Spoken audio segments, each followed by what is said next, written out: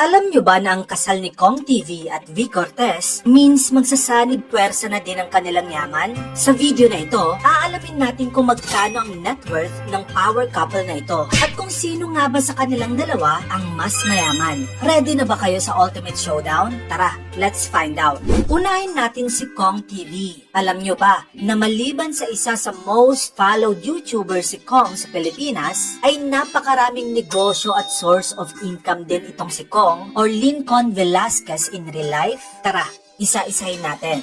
Una, of course, hindi mawawala dyan ang YouTube. Ayon sa socialblade.com, kumikita na si Kong ng $39,100 a month. O kung i-convert ito sa peso, siya ay kumikita ng 2,287,450 pesos kada buwan. Maliban sa YouTube, ang una niyang naging business venture ay ang Kong Clothing. Ito yung merchandise business niya. May 50 resellers na ito sa Pilipinas at 11 international resellers. Hundreds of thousands of products na din ang nabenta nila. Maliban dyan, noong October 2020 ay inopen niya ang Don C. Lechon Manok sa Bacoor, Cavite. At noong March 2021 ay rinaunch si Lincoln Velasquez ang Wheels on the South. Si Kong TV din ang authorized regional distributor ng V-Line Skincare sa Region 4A. Maliban sa mga yan, noong June 2022 naman, ay binuksan niya ang Big Roy's Boodle File, kung saan marami ang nagsasabi na masarap daw yung pagkain dito. Meron ding mga investment si Kong sa real estate at may mga nabili din siyang lupa. Pero ang pinaka-importanting tanong, magkano ang net worth ni Kong? I-reveal natin yan at the end of this video. Ngayon naman, tignan natin yung kay V. Cortez. Si V ay isang powerhouse pagdating sa negosyo. Heto ang mga source of income niya. Of course, hindi mawawala dyan ang YouTube kung saan din siya nagsimula.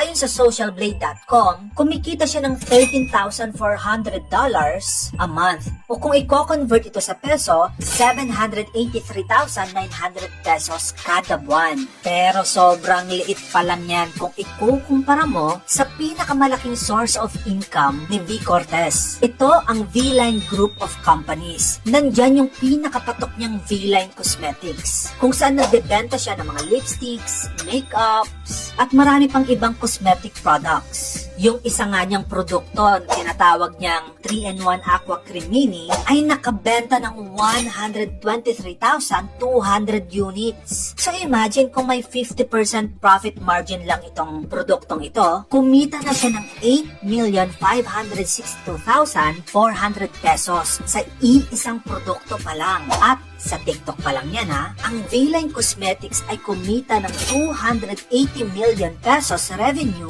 noong 2023 pa lang. Wow! Maliban dyan, meron din siyang V-Line Skincare, nandyan din yung V-Line Sense kung saan nagbebenta siya ng mga pabango, V-Line Clothing, V-Line Media Group, meron din siyang ibinibentang Glutalipo, andyan din yung isa niyang kumpanya na Bizarre, at yung TikTok. Maliban dyan, meron din siya mga investments sa real estate at mga lupa. Now, here's the most interesting question. Magkano ang net worth ni V? V. Cortez is now worth 600 million pesos.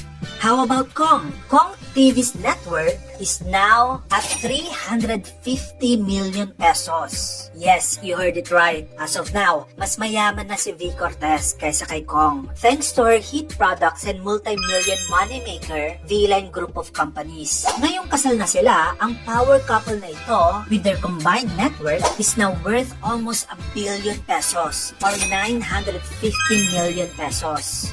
Wow! Literal na payaman to the max talaga ang isinabuhay nilang dalawa. Imagine the combined net worth and business acumen, no? They are definitely a force to be reckoned with. Ikaw, kung may 1 bilyong net worth ka, saang business venture ka papasok? At ano ang mga bibilin mo?